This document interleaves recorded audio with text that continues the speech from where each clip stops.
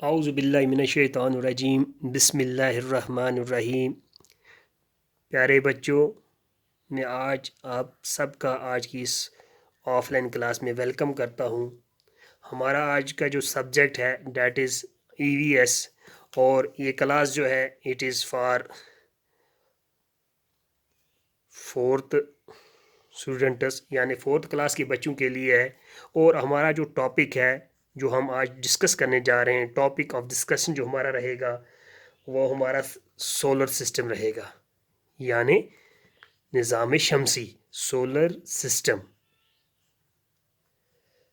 तो प्यारे बच्चों, ये सोलर सिस्टम को जानने से पहले, इस सोलर सिस्टम के बारे में डिस्कस करने से पहले मैं आपको एक चीज़ बताना चाहता हूँ। पहले हम डिस्कस करेंगे प्लैनेट, यानी प्लैनेट क्या होता है। तो प्यारे बच्चों, a planet is large heavenly body. A planet क्या होता है? एक लार्ज हेवनली बॉडी होती है। ठीक है बच्चों, ये क्या करती है? It revolves around the sun. यानी ये प्लैनेट के बारे में जब हम बताएंगे, हम बता सकते हैं a large heavenly body it revolves around the sun. ये सन जो है, ये मैंने पहली वाली क्लास में आपको बताया है, it is also a star. ये एक स्टार है। तो प्यारे बच्चों, वो रास्ता, the path along which a planet moves around the star is called its orbit। यानी वो रास्ता जहां से ये सन चक्कर लगाता है, यानी the path along which a planet, ये जो प्लैनेट हमारी ज़मीन जो अर्थ है, ये जो चक्कर लगाती है around the sun, around the sun, उसको बोलते हैं, इसका ऑर्बिट होता है। वो इसका क्या होता है? ऑर्बिट। यानी अगर आपसे कोई पूछेगा ये ऑर्बिट क्या है, प्यारे बच्चों, जो ऑर्बिट है आप उसको आसानी से बता सकते हो, व्हाट इज द ऑर्बिट। मुझे उम्मीद है कि आप बता सकोगे उसको, आप ऑर्बिट क्या होता है। तो ऑर्बिट क्या है? वो रास्ता, the path along which a planet moves around the star is called its orbit। वो रास्ता along with, जहां से एक प्लैनेट मूव करता है अराउंड द सन, वो इसका ऑर्बिट होता है। तो जैसा मैंने ऑलरेडी आपको बताया है, देयर आर 8 प्लैनेट्स। हमारे सोलर सिस्टम में 8 प्लैनेट्स होते हैं। कितने प्लैनेट्स? 8 प्लैनेट्स होते हैं। जो वो 8 प्लैनेट्स वो क्या करते हैं? They are revolving around the sun, यानी वो चक्कर लगाते हैं सब किसके इर्द गिर्द? सूरज के इर्द गिर्द, सन के इर्द गिर्द।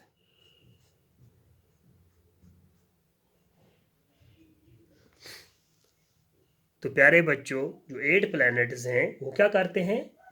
दे are revolving around the sun. प्यारे बच्चों, planets don't have their own light. जो ये प्लैनेट्स होते हैं, इन प्लैनेट्स की don't have its own light. इन प्लैनेट्स की अपनी लाइट नहीं होती है। What, where from they get this light? They get this light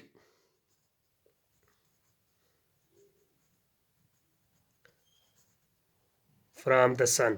यानी वो ये रोशनी कहाँ से हासिल करते हैं? ये 8 प्लैनेट्स ये इस सूरज से रोशनी हासिल करते हैं। तो प्यारे बच्चों,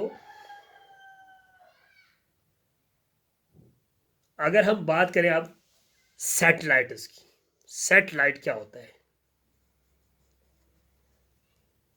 अभी मैंने आपको बताया प्लैनेट, अब सीधा जाऊंगा मैं सैटेलाइट के ऊपर। यानी अब सैटेलाइट क्या होता है? ये सैटेलाइट इज एन ऑब्जेक्ट, मैं यहाँ पे लिखूंगा ए सैटेलाइट, ये भी एक किस्म का क्या होता है? Object. A satellite is an object that revolves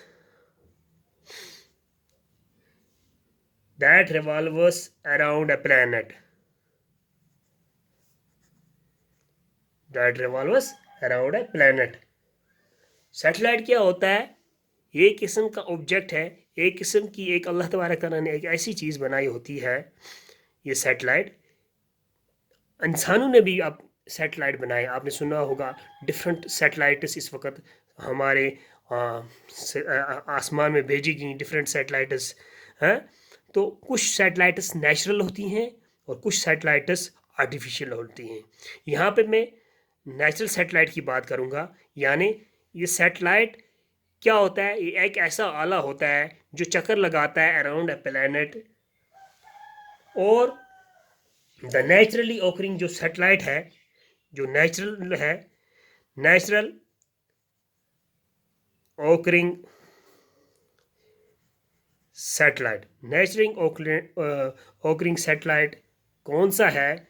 natural occurring satellite जो है उसको हम कहते हैं नेचुरल सैटेलाइट, जो नेचुरल, जैसे हमारे पास मून है, natural satellite. Natural occurring satellite कौन होता है? जो अल्लाह की कुदरत से बना हो, यानी जो नेचर ने बनाया हो। फॉर एग्जांपल मैं आपको बताता हूँ, नेचुरल मतलब ऑकरिंग सैटेलाइट में, यानी नेचुरल सैटेलाइट मून है, जो मून जो आपको रात में नज़र आता है, ये एक नेचुरल सैटेलाइट है। ह्यूमनस यानी इंसानों ने भी बहुत सारे सैटेलाइट्स बनाए हैं, बहुत सारे सैटेलाइट्स इंसानों ने भी बनाए हैं, लेकिन वो नेचुरल ऑकरिंग सैटेलाइट्स नहीं हैं, वो नेचुरल सैटेलाइट नहीं हैं, दे आर मैन मेड, वो इंसान ने बनाए। किसने बनाए? एक इंसान ने बनाए हैं। तो प्यारे बच्चों, humans have also made certain objects that move around the planet to obtain useful information about us. Such, जैसे मैंने यहाँ पे आपको बताया, those are the planet, the satellites which are made by nature, उनको हम नेचुरल सैटेलाइट बोलते हैं। इसी तरह जो सैटेलाइट्स ह्यूमनस में बनाए हैं उनको कहते हैं आर्टिफिशियल, यानी वो मतलब नकली है, यानी जो अल्लाह ने नहीं बनाए हैं, जो अल्लाह की कुदरत से नहीं बने हैं, जो एक इंसान ने बनाए हैं, उनको कहते हैं आर्टिफिशियल सैटेलाइट्स। तो प्यारे बच्चों, नेचुरल सैटेलाइट और आर्टिफिशियल सैटेलाइट आपको समझ आ गया होगा। The satellites don't have there light on, but ये सैटेलाइट क्या करते हैं? दे reflect the light that falls on them, यानी सूरज से जो लाइट इन सैटेलाइट्स के ऊपर पड़ती है, इन सैटेलाइट ये क्या करते हैं? दे रिफ्लेक्ट दिस लाइट। तो प्यारे बच्चों, अब आपको यहाँ पे सैटेलाइट सिस्टम, यानी नेचुरल सैटेलाइट्स और मैन मेड सैटेलाइट्स या आर्टिफिशियल सैटेलाइट्स अब समझ आ गया होगा। तो प्यारे बच्चों, अब सीधा मैं जाता हूँ सोलर सिस्टम पे। सोलर सिस्टम जो है, सोलर सिस्टम में क्या होता है? सोलर सिस्टम में एक सन है और इसके 8 प्लैनेट्स जो मैंने अभी आपको ऊपर भी बताया, there are 8 planets in our solar system. तो प्यारे बच्चों, जो 8 प्लैनेट्स, सन और नेचुरल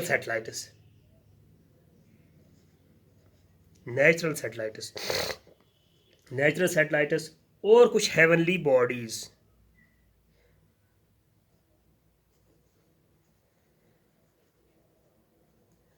कुछ हेवनली बॉडीज, यानी solar system consisted of sun, 8 planets, satellites and some other heavenly bodies। जो सन है, the sun is present at the centre of the solar system. जो सन होता है वो सोलर सिस्टम के दरमियान में वाक़ा है।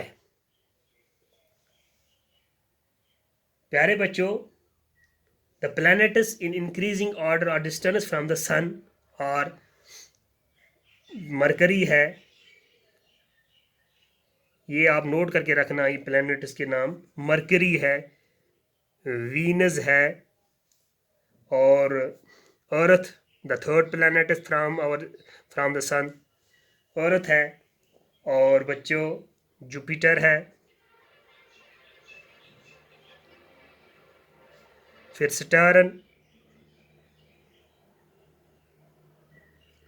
यूरेनस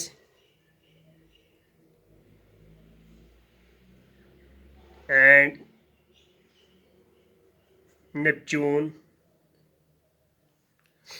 1 2 3 4 5 6 7 8, ये 8 प्लैनेट्स। यानी अगर हम बात करें थर्ड प्लैनेट फ्रॉम द सन कौन है, तो आप आसानी से समझ सकोगे, दैट इज अर्थ, जिसके ऊपर हम रहते हैं। ऑल प्लैनेट्स एक्सेप्ट अर्थ, एक्सेप्ट के बगैर, यानी एक्सेप्ट यहाँ पे अर्थ के लिए बताया गया है। ऑल प्लैनेट्स, जो ये जो सब प्लैनेट्स हैं, ये 8 प्लैनेट्स जो हैं, इन सब प्लैनेट्स बगैर अर्थ के, यानी ऑल प्लैनेट्स एक्सेप्ट अर्थ, जमीन के बगैर,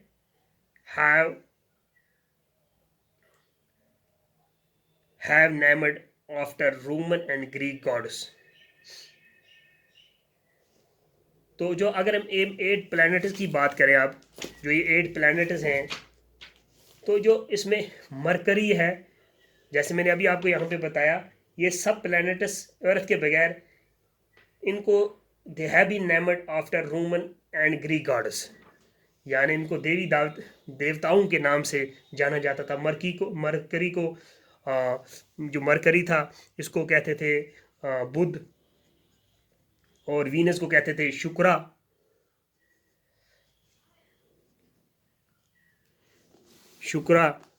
तो इसी तरह अगर हम बात करें अर्थ के बगैर, अर्थ का नहीं था, अर्थ को कहते थे पृथ्वी। इसी तरह अगर हम बात करें मार्स की, तो मार्स को कहते थे मंगल, जुपिटर को कहते थे बृहस्पति, स्टर्न को कहते थे शाहनी, और यूरेनस को कहते अरुण, और जो नेपच्यून है इसको कहते थे वरुण। तो प्यारे बच्चों, यहाँ पे अगर हम बात करें सबसे क्लोजेस्ट, यानी सबसे नज़दीक कौन सा प्लैनेट था, इन सब प्लैनेट में सन के सबसे करीब कौन है, अगर आपसे पूछा जाएगा, यही एक प्लैनेट हम आज डिस्कस करेंगे, मरकरी। तो जो मरकरी है, मरकरी जो है प्यारे बच्चों, जिसको ये दूसरा नाम इसका बुध रखा गया है, और रोमन, ये क्या रखा गया, ये नाम क्या है इसका, बुध, ये नाम they have been named after Roman and Greek gods. तो जो आप मरकरी की बात करें, जो हमारा सन है, ये सन जो है प्यारे बच्चों, ये मरकरी जो है, it is the closest to the sun, सबसे नजदीक, क्लोजेस्ट टू द सन वो मरकरी है प्यारे बच्चों। It is the smallest planet of the solar system, Mercury जो है smallest planet of our solar system, सबसे छोटा प्लैनेट मरकरी है। और जब जो चीज़ सूरज के नज़दीक होगी, वो क्या होगी, वो ज़्यादा ही गर्मी वहाँ पे होगी, इसीलिए कहते हैं it is hot during the day and very cold at night. ये प्लैनेट जो है हॉट ड्यूरिंग द डे, और क्या होता है, वेरी कोल्ड, बहुत ही ठंडा होता है ड्यूरिंग द नाइट। मरकरी की बात मैं कर रहा हूँ। और ये वो प्लैनेट है जिसका कोई मून नहीं है, इट हैज़ नो मून।